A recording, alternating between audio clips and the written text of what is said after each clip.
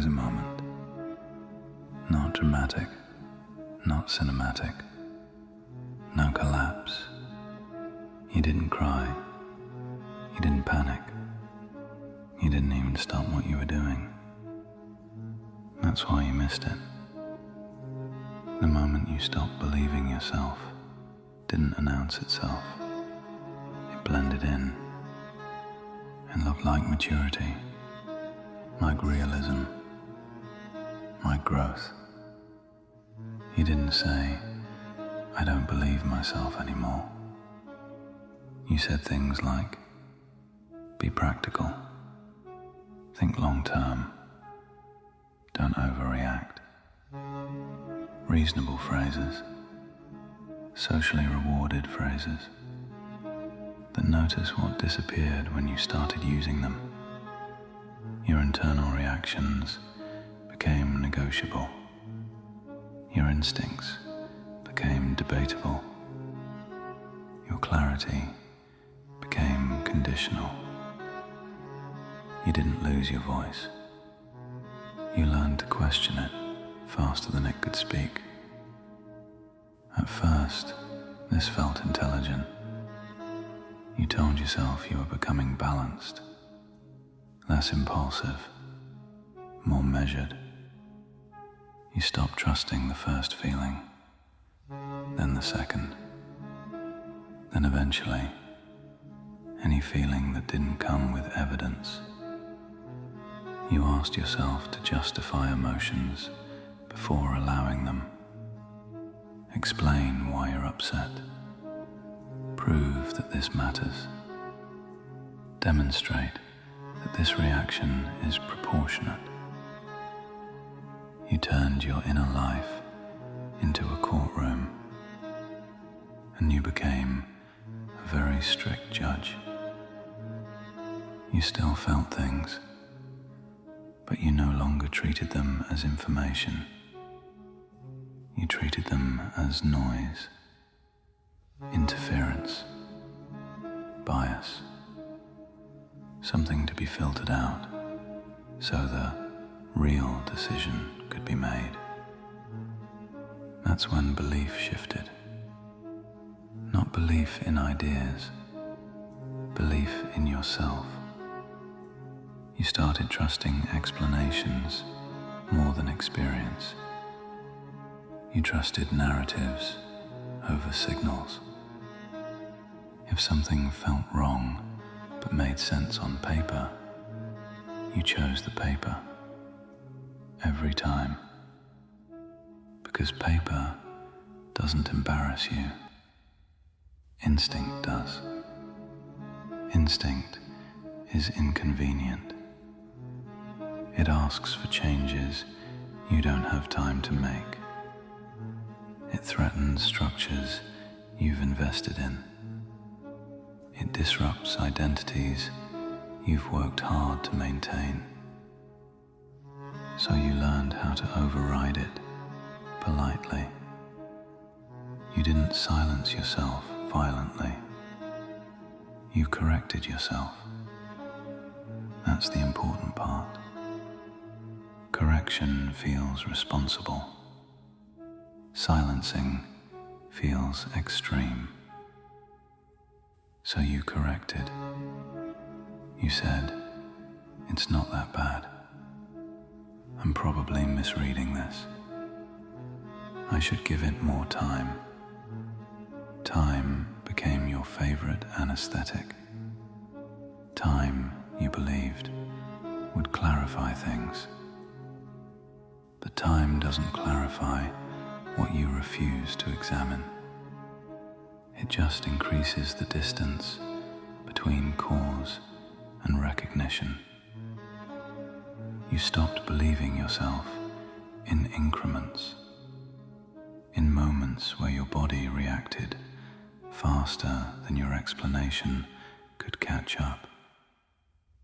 Tension you dismissed. Irritation you rationalized. Discomfort you reframed. You learned to distrust urgency. Urgency felt childish, unprofessional, unsafe. So you delayed, and delay slowly became default. You weren't lying to yourself, you were revising. You edited reactions until they fit the version of yourself you needed to be.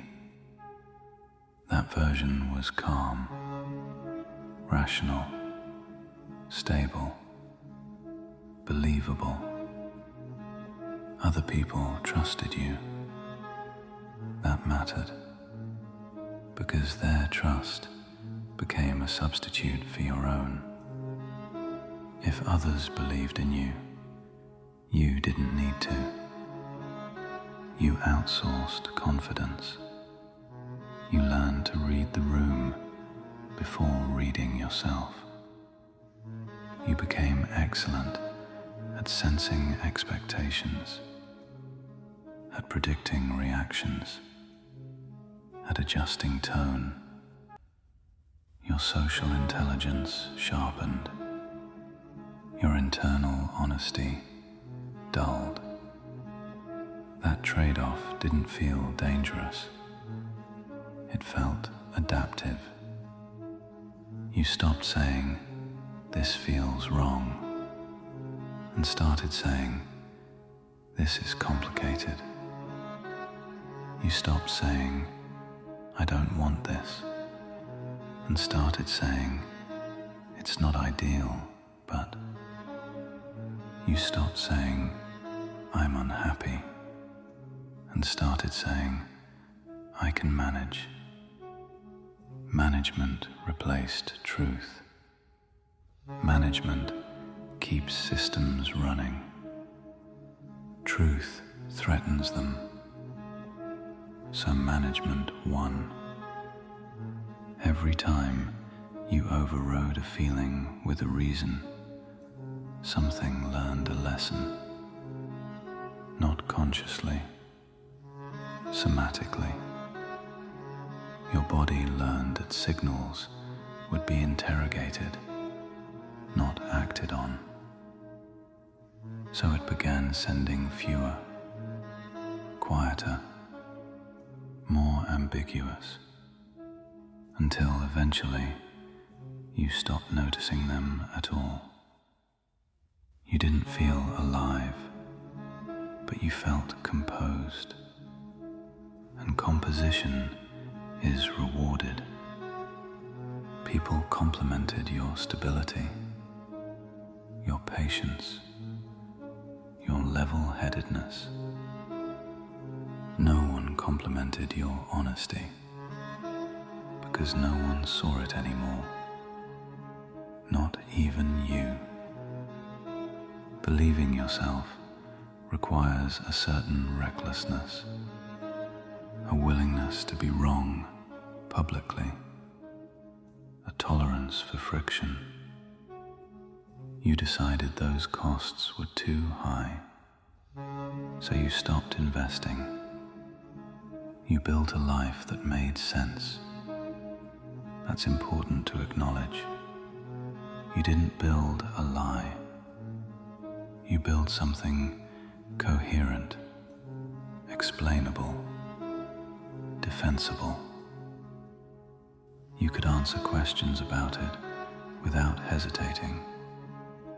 That's how you knew it was safe. But safety and truth don't overlap as often as you think. Truth is rarely optimized. It's inefficient, messy, hard to justify in advance. You don't believe yourself when belief threatens your structure. So you stop believing. Not in a single moment, but there was a moment where the pattern locked in. You can probably find it if you slow down. It might have looked like this. You felt something strongly. You considered acting on it. You imagined the consequences, and you chose not to. of fear and of logic. That choice worked. Nothing bad happened. You learned something important that day. You learned that ignoring yourself doesn't immediately hurt. That's when belief became optional. From there, it was easy. Each override made the next one quieter. Each rationalization made the next one faster. You became fluent in explanations. You stopped needing conviction. You trusted outcomes over alignment. As long as things functioned, you assumed you were fine. That something subtle changed. Your reactions slowed. Your enthusiasm flattened. Your anger became abstract. You stopped wanting things intensely. You still wanted improvement, progress, but not in a way that scared you. You wanted controlled desire, manageable desire, desire with an exit strategy. You avoided wanting anything that would require you to say, "This matters to me." Because once you say that, you're accountable.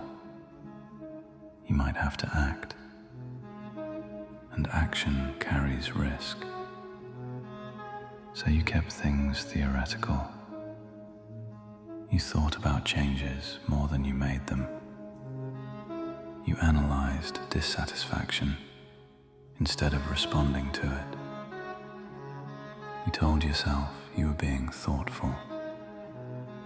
What you were really doing was postponing trust. Trust in your own perception. Trust that if something felt off, it was off. You stopped believing yourself the moment you demanded certainty before permission. Before allowing yourself to respond, you wanted guarantees, proof, reassurance.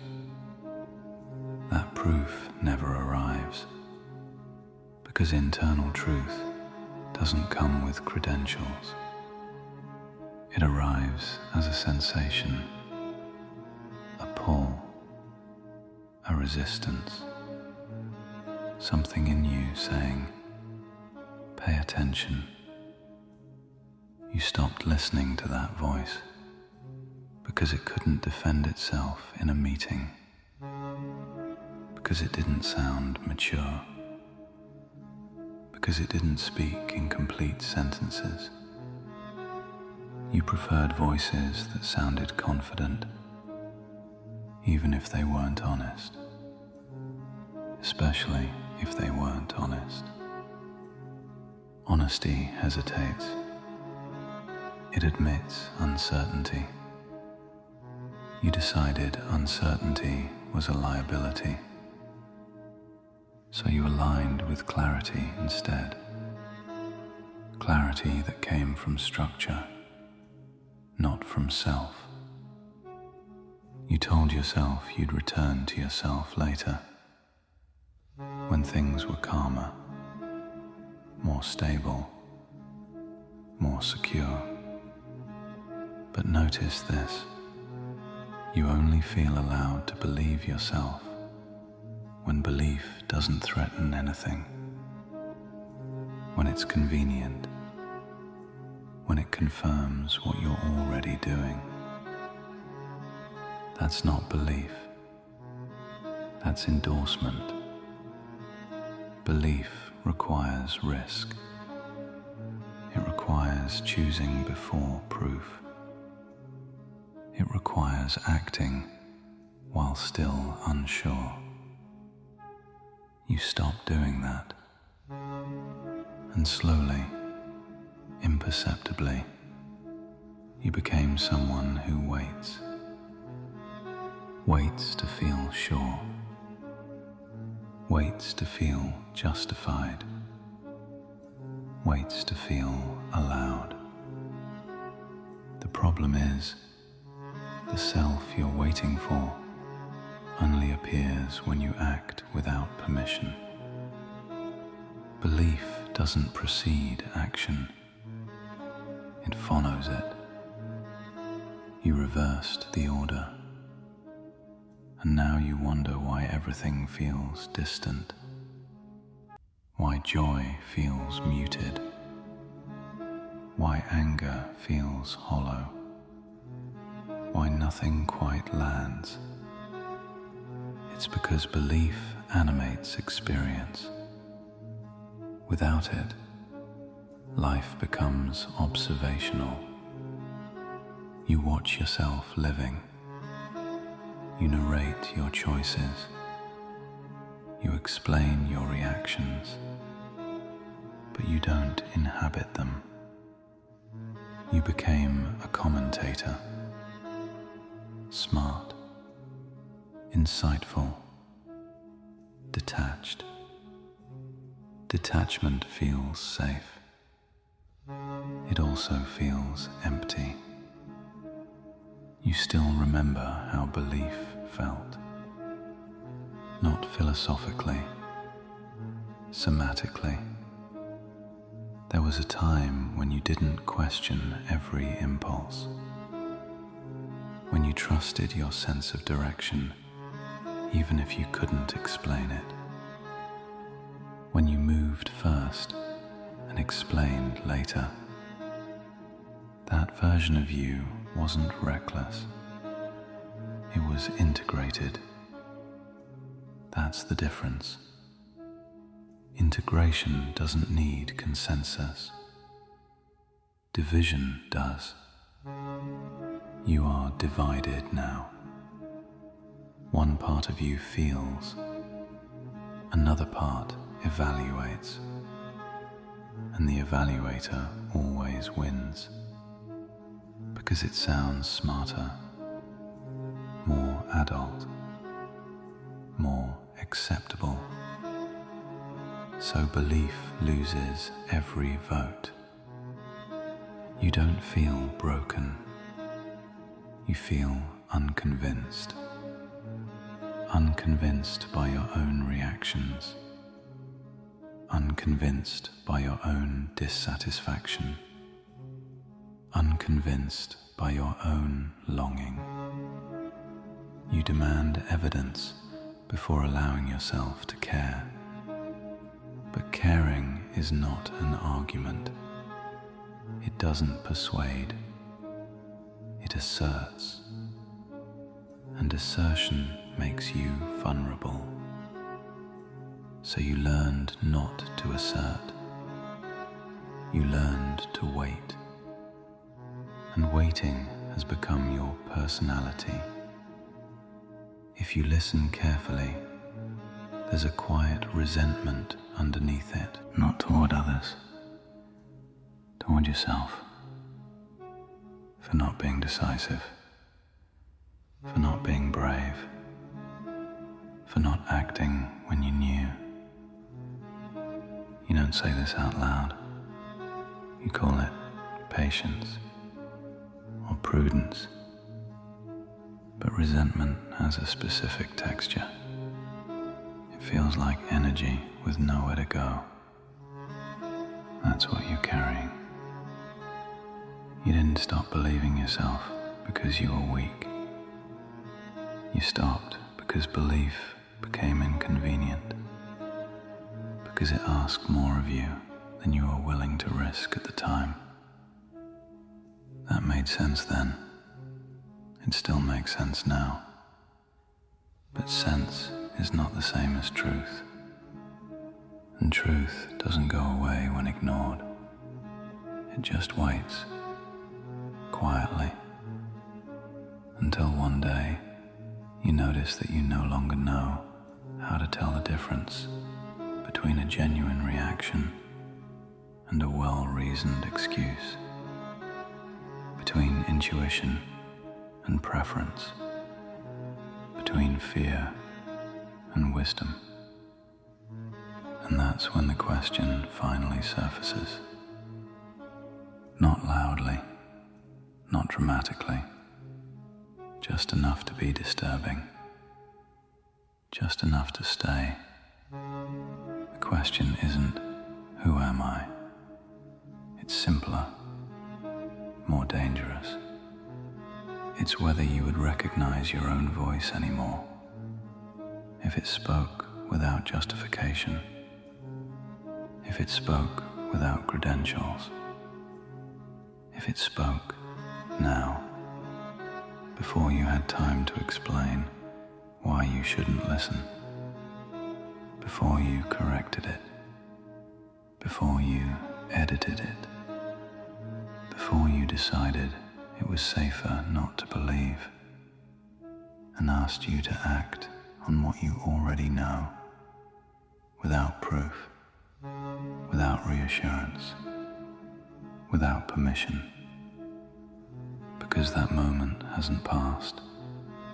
It's been waiting right where you left it, and the only thing that's unclear now is whether you still trust yourself enough to let it finish the thought.